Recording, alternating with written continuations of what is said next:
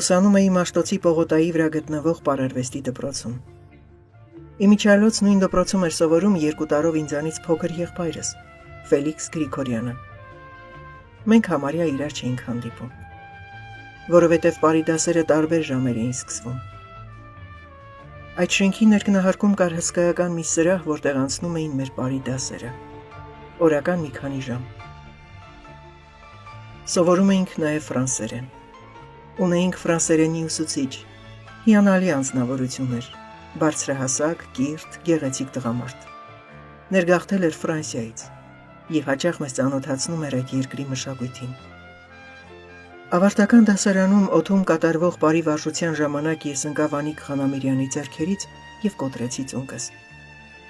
Այդ դժբախտ պատահարը փոխեց իմ ճակատագիրը։ Ինձ բուժող բժիշկն ասաց, որ մի քանի տարի պարը պետք է թողնեմ։ Ահա այստեղ էր, որ ճակատագիրը փոխեց կյանքիս ճանապարհը։ Պարային ռիթմը փոխակերպվեց բանաստեղծական ռիթմի, և ես սկսեցի ստեղծագործել,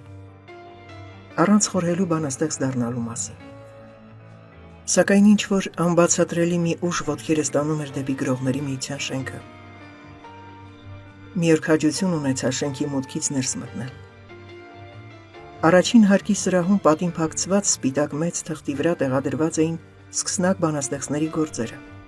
Առանց երկար մտածելու պատին փակցրեցի իմ առաջին գրվածքները և մոռացա դրանց մասին։ Անցան օրեր, ինչպես մյուս օրերը, միանման և միօրինակ։ Սակայն մի օր կատարվեց հրաշք։ Դպրոցից երբ դուրս եկա, դիմացի մայթից լսեցի, որ մեկը անունս էր տալիս. Ջուլիետ, Ջուլիետ։ Երբ շուրջս նայեցի, ոչ ոք չկար։ Ինձ կանչողը մի մարդ էր, որին չէի ճանաչում։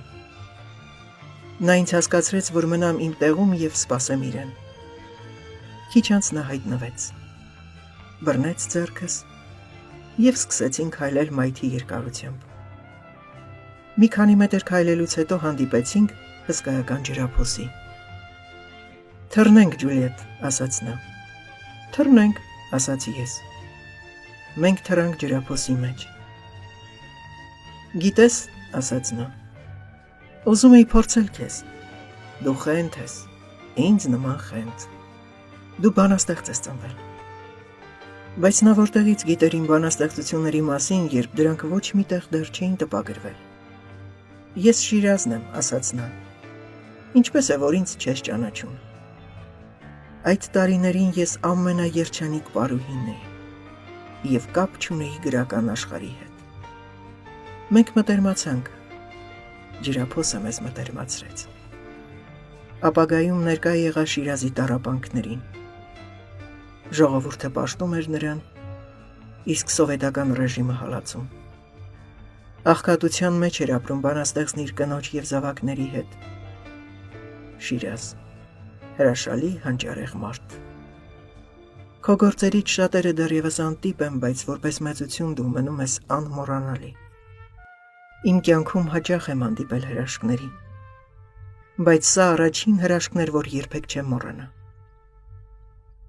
Շիրազն արտասանեց իմ մի քանի բանաստեղծությունները, որ փակցրել էի Գրողների միության պատին։ Տար ինձ նավաստի, լռության մեջ ընկղվել է հոգիս։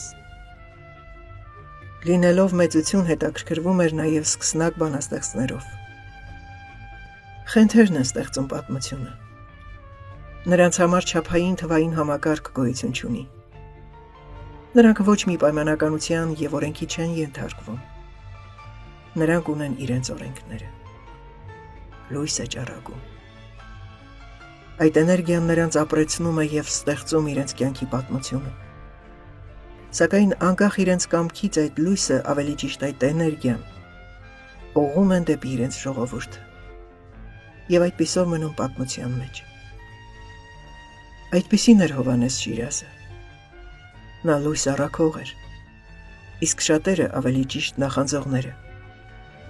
չհասկանալով նրա ճշմարիտ նկարագիրը, կարծում էին, թե դերասանություն է անում։ Ոչ, դա դերասանություն չէր։ Քանզի նրանք այլ կերպ չեն կարող ապրել, ոչ մի չափի մեջ չեն կարող տեղավորվել։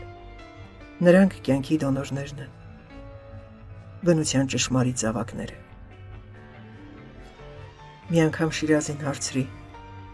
Ինչու բաժանվեցիր Սիլվա Կապուտիկյանից։ Չէ՞ որ նա էլ ձեզ նման հրաշալի բանաստեղծ է։ Նա զարմանքով նայեց ինձ եւ ասաց. Ով էլ ինձ հետ կենակցեր, բանաստեղծ կդառնար, Ջուլիետ։ Իմ ականջին գռեհի քնչեց նման ձևակերպումը, այն ժամանակ ես չէի կարող հասկանալ այդ բառերի իմաստը։ Քանզի պատանի էի եւ կյանքի երևույթները վերլուծելու ընդունակություն չունեի։ Բայց դա չխանգարեց, որ սիրեմ եւ գնահատեմ Շիրազի խենթ տարերքը։ Նրա դիպուկ միշտ նշանակետը խոցող նետը հաճախ հնչում էր չափից ավելի գռեհիկ։